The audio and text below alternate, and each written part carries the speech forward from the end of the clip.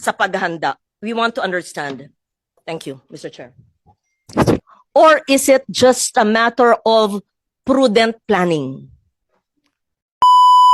Hindi naman yan parang naghihimasok tayo sa pribadong negosyo at gagawin natin dahilan ang oil deregulation law at tikom ang bibig at nakagapos ang gobyerno dahil ang batas ginawa 20 years ago.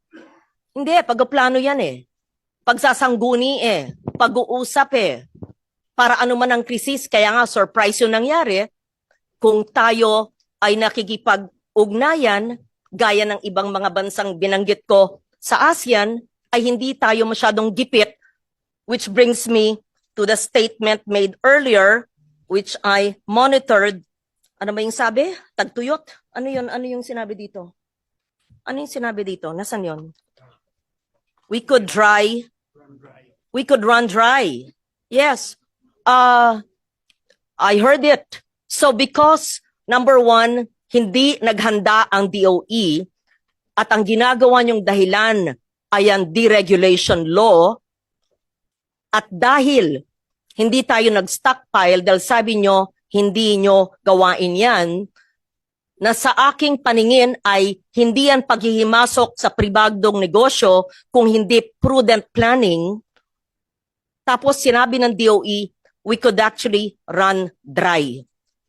Tagtuyot, mauubusan, ilan na lang. Paliwanag po ano ang ibig sabihin. Akin na yung salitang yon. Ano ba yung sinabing? Tsaktong sinabi. We will run dry.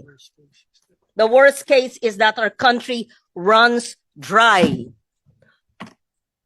Okay, sabihin natin, sa 110 million Filipinos, DOE, Secretary, the worst case is the country will run dry. Pakipaliwanag po ang tagtuyot sa sambayan ng Pilipino para po kami maintindihan namin ang paghahandang dapat gawin. Kung ganyan po ang sinasabi ng Department of Energy, hindi pa ba yan krisis?